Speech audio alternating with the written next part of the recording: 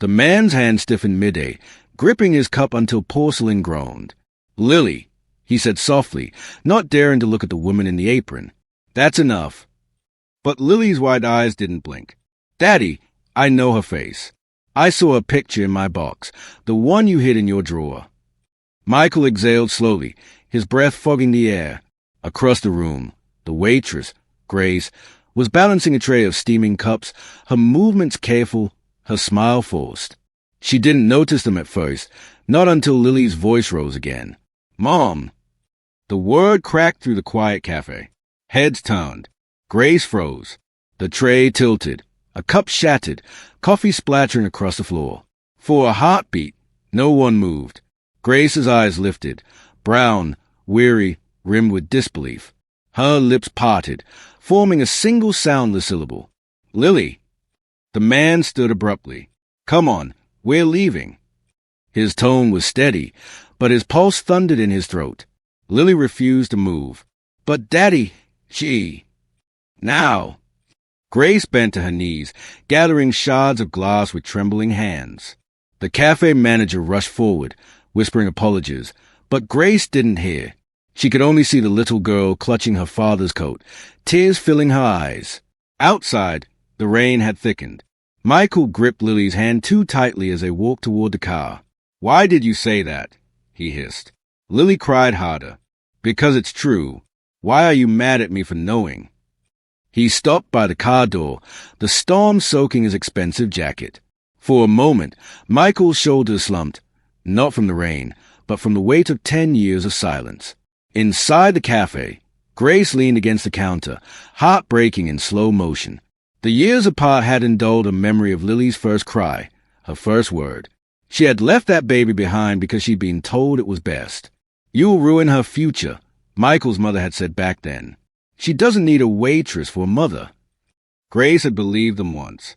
But as she heard Lily's voice today, calling her mom, the ache she'd buried resurfaced like a wound torn open. She wiped her hands on her apron and whispered to herself, "Not again. I can't lose her again." That night, Grace walked home under flickering streetlights, her umbrella broken. Her tiny apartment smelled of rain and old memories.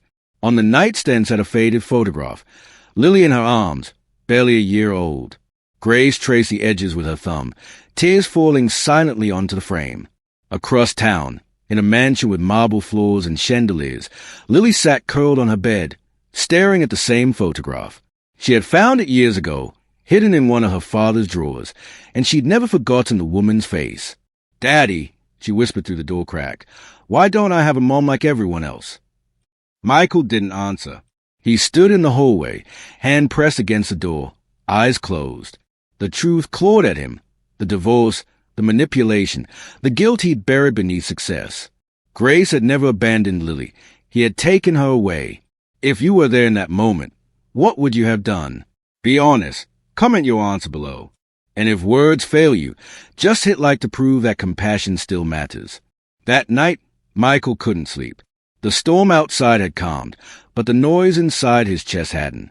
He wandered through the darkened halls of his mansion, past the trophies, the designer paintings, the reminders of how far he'd climbed. Yet none of them quieted the voice echoing in his mind.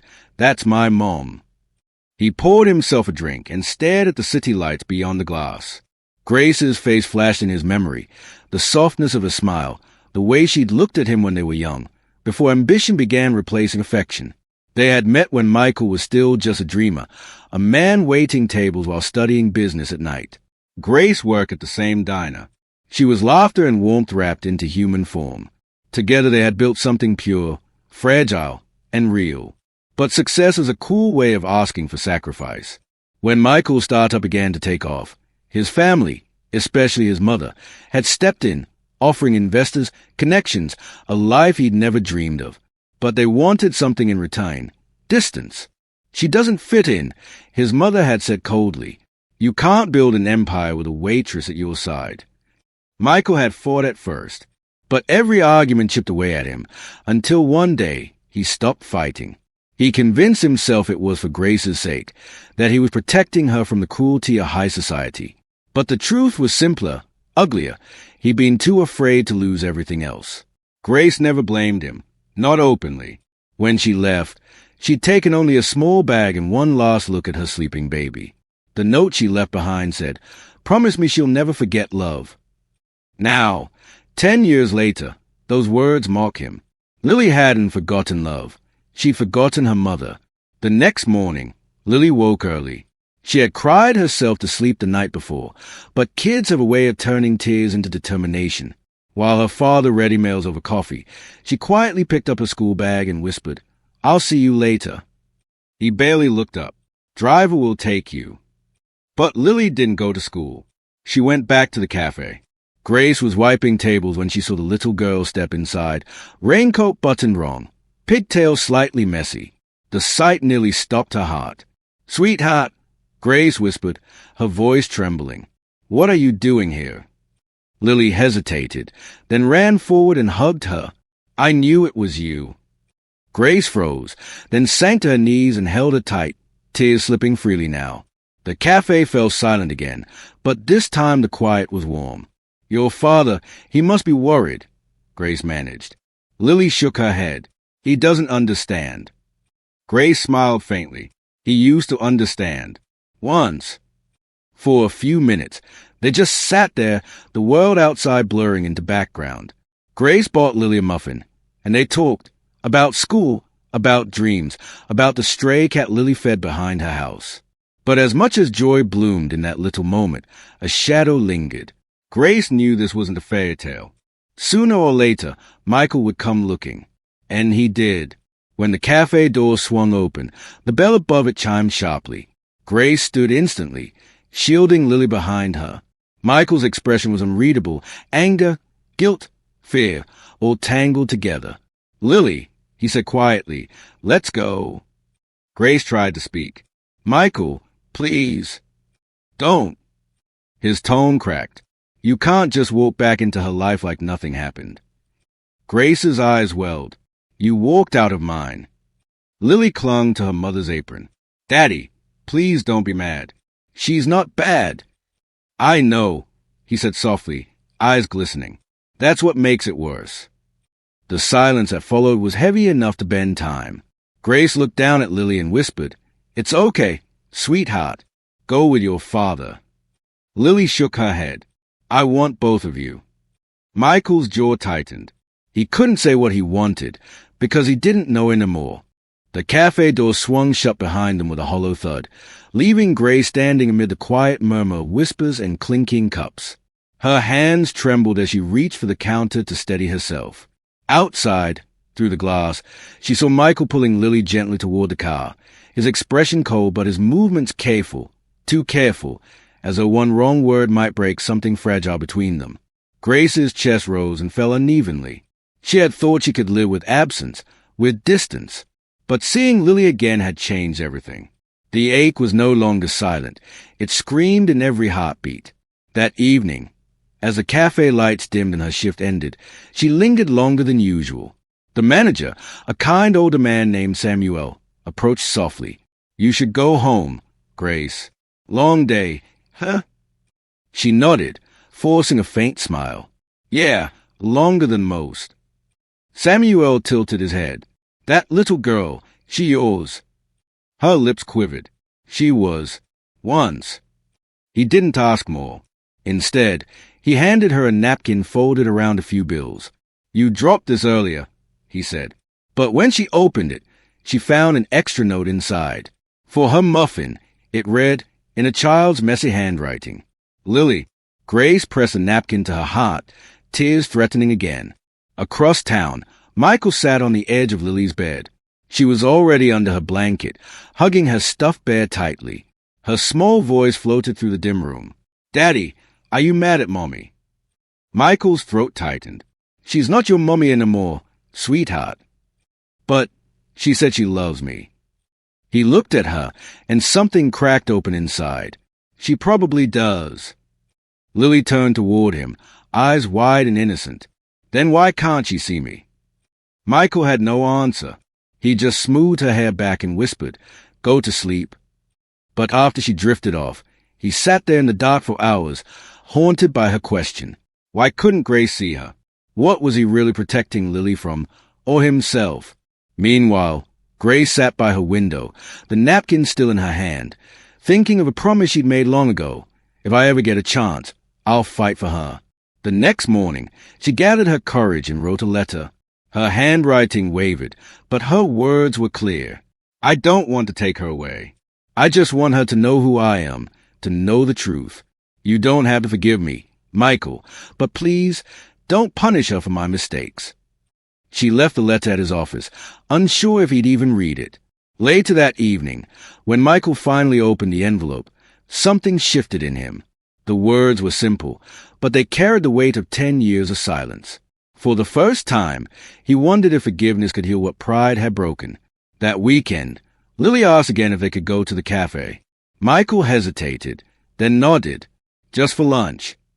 When they entered, Grace was behind the counter, and the air around her stilled. Their eyes met, not with anger this time, but something gentler. Lily wanted to see you, Michael said. Grace's lips parted, trembling slightly. Thank you for bringing her. They sat together for the first time in years, 3 people, 1 table, and 1,000 unsaid words. Lily chatted between bites of pancakes, filling the silence with her laughter. Grace laughed too, and even Michael smiled faintly. For a brief moment, it felt like a family again, fragile, fleeting, but real. When it was time to leave, Grace reached across the table and said softly, "Thank you." Michael met her eyes. For what? For letting me be her mother, even for an hour. He looked away quickly, because if he didn't, his composure might shatter completely. Outside, Lily skipped ahead, her hand outstretched toward both of them. "Can you both hold me? Just for today?" Grace froze. Michael hesitated. And then, quietly, he took Lily's right hand while Grace took her left. And for the first time in a decade, their little family walked together. Not perfectly, but enough. Now it's your turn. Share one small good thing you did recently. Write it below so others remember that humanity still lives. Your story might light someone's path tonight. The sunlight was beginning to fade when they reached the car. Lily held onto both their hands until the last possible second, refusing to let go. Grace crouched beside her, brushing a strand of hair from her face. "You be good, okay? Listen to your dad." Lily nodded but frowned. "Will I see you again?" Grace's smile wavered. "If your father says yes." Lily turned to Michael, eyes pleading. "Please, Daddy, I promise I'll do all my homework. I'll even eat broccoli." Michael almost laughed. Almost.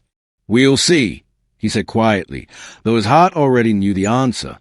As the car drove away, Grace stood on the sidewalk, watching until they disappeared into traffic. She wrapped her arms around herself, not to shield from the cold, but to hold in everything she was feeling. The ache, the hope, the disbelief that she had seen her daughter again.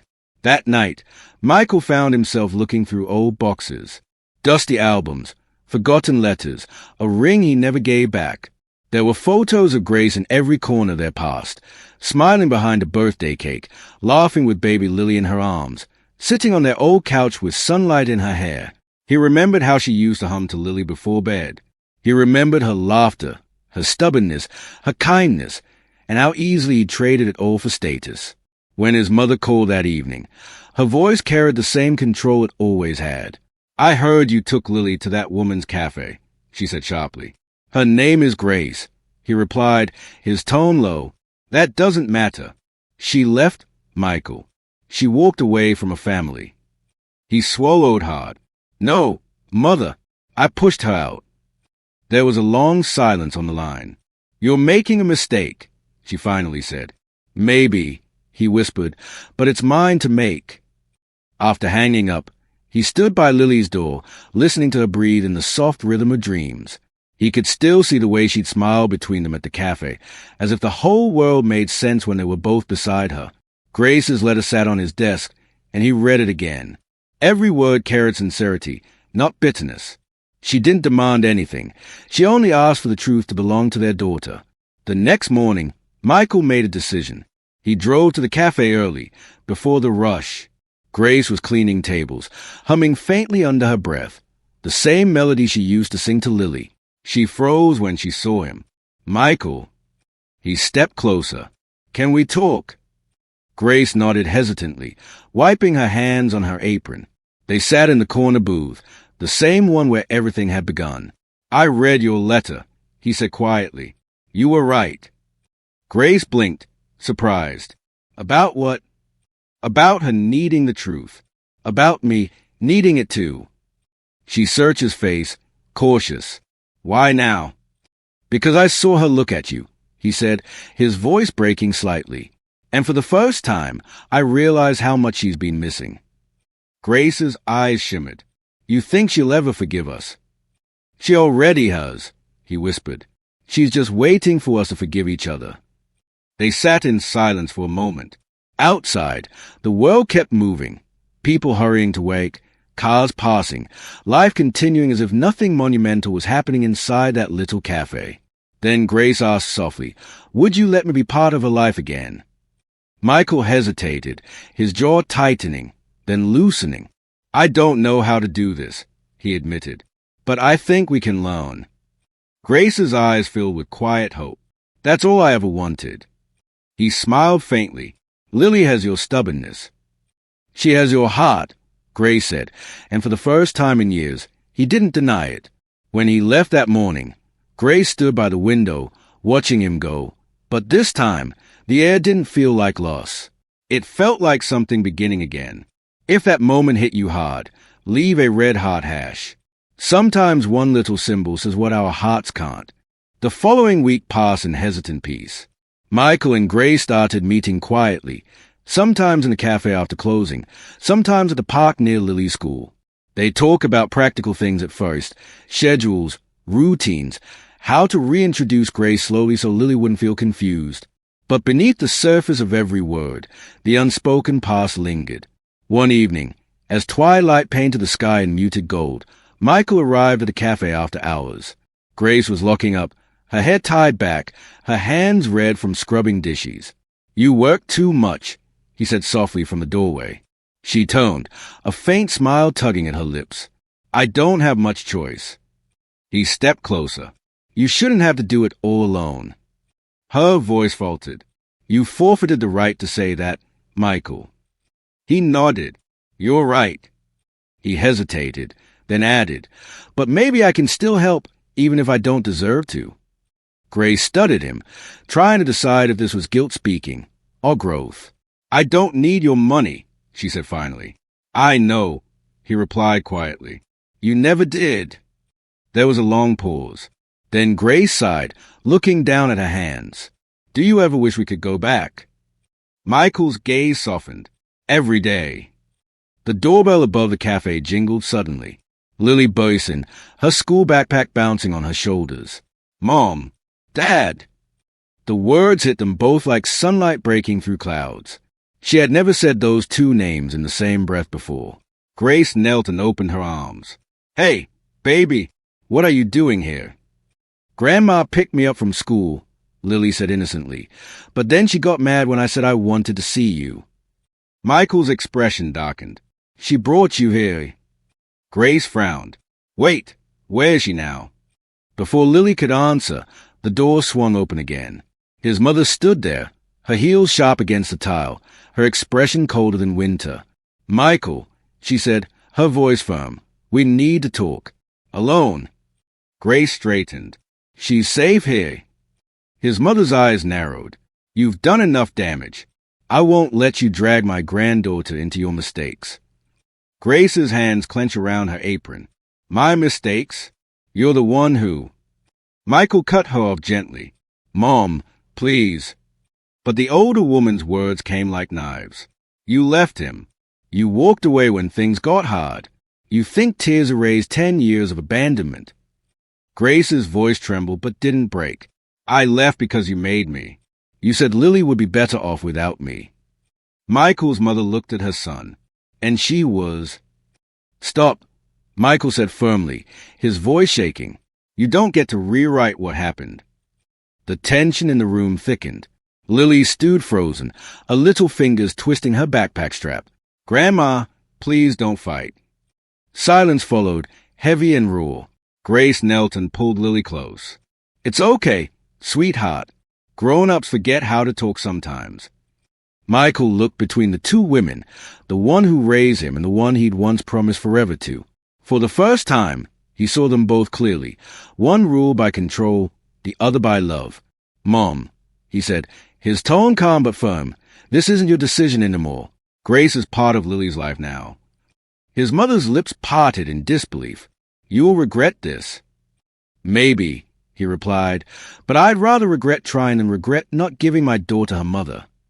For a long moment, no one spoke.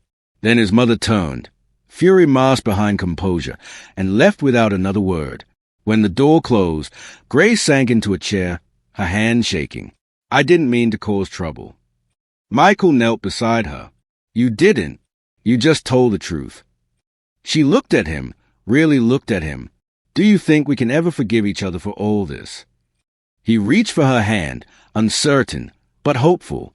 I already have. Grace's eyes softened, shimmering under the dim cafe light. Then maybe I can, too. For the first time in a long time, the silence between them wasn't painful. It was healing. Be honest. Could you forgive after what they did? Type forgive, if you could, or never if it would break you too deeply. Days turned into weeks, and something gentle began to shift. What had started as awkward meetings slowly turned into shared afternoons, park picnics, school events, quiet dinners where laughter cautiously re-entered the space between them. Lily, with her endless curiosity and innocent heart, became the glue that began stitching their broken edges together. One Sunday morning, the three of them visited the small hill overlooking the city. Grace packed sandwiches. Michael brought coffee. The air smelled of blooming jasmine, and the world below shimmered with spring light. Lily ran through the grass, chasing butterflies, while her parents sat on a blanket, watching her spin with unrestrained joy. She's growing fast, Grace said softly, eyes following Lily. I miss so many years. Michael glanced at her. You're here now. That's what matters. Grace smiled faintly. I used to imagine what she'd be like, if she'd laugh like you or talk like me. I never thought I'd actually get to find out. He looked down at his hands. I don't know how to fix the past, but I want to make the future better for both of you. Grace studied him for a long moment, then nodded. Let's start there. Their conversation was interrupted by Lily's delighted squeal. Mom! Dad! Look! She held up a small daisy crown she'd made, petals trembling in the breeze. She placed it first on Grace's head, then giggled and added another on Michael's. Now you're both the king and queen of my world. Grace laughed through tears. We'll take it. Michael smiled, not the polite kind he used at business meetings, but the rare, unguarded smile Grace remembered from long ago. For a fleeting second, everything felt whole again. Later that evening, as the city lights flickered on, Michael walked Grace to her apartment. They stood by the door in quiet awkwardness, unsure of what came next. Thank you, Grace said softly. For what? For not giving up this time. He hesitated, searching her eyes. I almost did, but every time I looked at Lily, I saw you, the strength you left behind in her. Her throat tightened. Maybe she was meant to bring us back to who we were. Michael nodded slowly. Maybe forgiveness doesn't erase the past. It just lets us walk through it together. Grace smiled, and for the first time in years, her smile didn't hide pain. Good night, Michael. He lingered for a moment before stepping back, the evening air cool against his skin. As he walked away, he realized something. Success, wealth, recognition. None of it mattered compared to that moment of peace he'd felt on that hill, watching their daughter laugh. The next day, Lily came home from school with a handmade card. It was clumsily drawn, full of crayons and hearts. It's for both of you, she announced proudly. Michael read the front, to my two favorite people. Inside, in uneven letters, it said, I don't need a castle. I just need my family. Grace's eyes shimmered. She really is ours, isn't she? Michael chuckled softly. Completely. That night, they sat together in Lily's room as she fell asleep, her little hands curled around both of theirs. Grace looked across the bed and whispered, Thank you for letting me come home. Michael didn't speak. He just squeezed her hand in quiet understanding.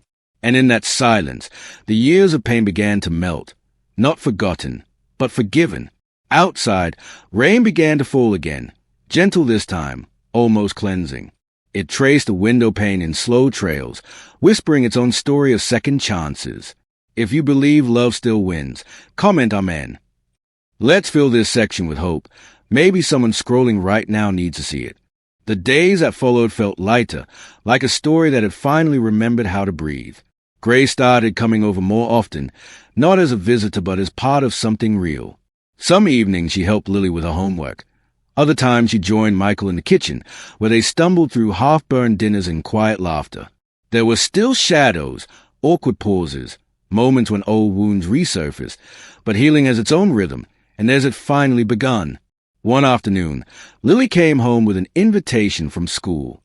"Daddy, Mommy, there's a parent show next week. We have to come as a family." The word hung in the air like sunlight through glass. Family. Grace and Michael exchanged a look, both unsure how much of that word they deserved. But Lily grinned, wrapping her arms around both of them. "We already are silly." The following Friday, the small auditorium buzzed with chatter. Children lined the stage, nervously holding props and cue cards. Grace sat beside Michael in the front row, hands clasped tight on her lap. It had been years since they sat together like this, not in silence born of resentment, but in quiet hope. When Lily stepped forward to recite her lines, she looked directly at them. Her voice trembled at first, but grew stronger with each word.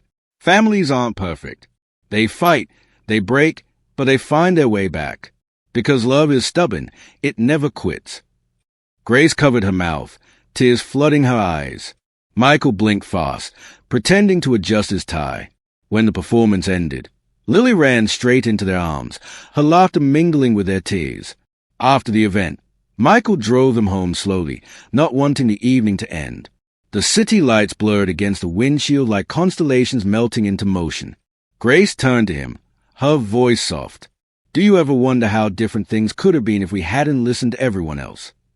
Michael's grip on the wheel tightened slightly. "I used to. But now, I think maybe everything had to break before it could fit right." She looked out the window, watching raindrops streak the glass. "Maybe you're right." When they reached her apartment, neither wanted to say goodbye. Lily had fallen asleep in the back seat, clutching her small daisy crown, the same one from the hill. Grace toned, brushing a strand of hair from her daughter's cheek. "She's happy," she whispered. Michael nodded. "So are you." Grace smiled faintly. "So are you." He hesitated. "You know, I still don't forgive myself completely." "You don't have to," she said softly. "Just keep being the father she deserves. That's enough." Her words carried no bitterness, only grace, the kind that comes when pain has been transformed into strength. He looked at her one last time before she stepped out into the rain. "Grace," he called gently. She turned. "Thank you for coming back." Her eyes shimmered in the streetlight. "I never really left, Michael. Part of me was always waiting for this." The car idled there for a moment as she disappeared into the glow of her building. Michael leaned back, closed his eyes, and for the first time in years, he felt peace, not the empty quiet of avoidance, but the kind that comes when truth finally stops hiding. The next morning, sunlight poured through the windows of the cafe. Grace arrived early, humming as she arranged fresh flowers on each table. When Michael and Lily walked in, she looked up and smiled, not surprised this time, just home. They sat together by the same window where it had all begun. Outside, the rain had stopped. Inside, everything that had once been broken had finally begun to mend. The weeks that followed were calm, almost sacred, the kind of calm that only arrives after a storm has spent every drop of its fury. The cafe, once a place of pain and chance encounters, had become their meeting ground for healing. Every morning, Michael stopped by before work. Every evening, Lily did her homework in the corner booth while Grace refilled cups and hummed softly under her breath. It wasn't perfect. There were still traces of hesitation in Michael's words, and Grace still flinched when old memories slipped through conversation. But love doesn't need perfection to survive. It only needs persistence. One chilly morning, as sunlight streamed through the windows, Michael walked in holding a small box wrapped in plain paper. Grace raised an eyebrow. "What's this?" He smiled awkwardly. "Just something overdue." She unwrapped it carefully. Inside was a delicate silver locket, the same one she had once worn years ago, the one she'd lost the night she left. He'd kept it all this time. Grace opened the locket, and inside was a tiny photo, Lily at 1 year old on one side, a new photo of the three of them on the other. Her eyes filled instantly. "Michael," her voice trembled. "I thought maybe it should come home," he said softly. Grace closed the locket and clutched it to her chest. "You really did change." He gave a small, tired laugh. "Maybe I just remembered who I used to be." They both looked over at Lily, who was scribbling on her notebook, humming to herself. Grace whispered, "She gave us both back our hearts." Michael nodded. "She did." Later that afternoon, the cafe was nearly empty. Grace leaned against the counter, watching Lily draw little daisies in the condensation of the window. Michael, seated nearby, flipped through a few documents but wasn't really reading. It wasn't work that filled his mind. It was a strange, beautiful realization that this quiet moment was worth more than every deal he'd ever made. Grace walked over, drying her hands. "You know what she told me this morning." He looked up. "What?" "She said she wants to grow up and own a cafe, but not just any cafe. One where everyone feels safe, even when they've made mistakes." Michael chuckled. "That sounds like her." Grace smiled.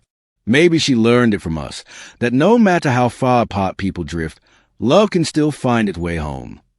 They stood there in the soft hum of the late afternoon, no grand speeches, no dramatic endings, just two souls who had lost and found each other again through the eyes of their child. As they locked up that night, Lily slipped her small hand into both of theirs. "Promise me you'll never stop talking to each other," she said sleepily. Grace bent down, brushing Lily's hair. "We promise." Michael squeezed her tiny hand. "Cross our hearts." They walked out together into the glowing dusk, where the street shimmered with the last light of day. The same sky that had once watched their separation now stretched wide and forgiving above them. Grace looked up and whispered, almost herself, "Funny how life works. The things that break us are sometimes the ones that bring us back stronger." Michael glanced at her, smiling softly. Maybe that's the only way love really learns how to stay. They reached the corner where their paths would split, his car one way, her apartment the other. But instead of saying goodbye, they just stood for a moment, hand in hand, watching Lily chase the wind. And in that stillness, in the soft hum of traffic, in the fading light, in the quiet knowing, there was peace. Not the peace of forgetting, but of forgiving. Sometimes, love doesn't come wrapped in grand gestures. Sometimes it's just two people choosing, again and again, to be kind after everything that tried to make them bitter. That night, Grace placed a locket by her bedside, whispering a silent thank you to the universe, not for giving her back what she lost, but for teaching her that healing doesn't erase the past, it redeems it. And somewhere in the distance, the rain began again, gentle, forgiving, like applause for a love that finally found its way home.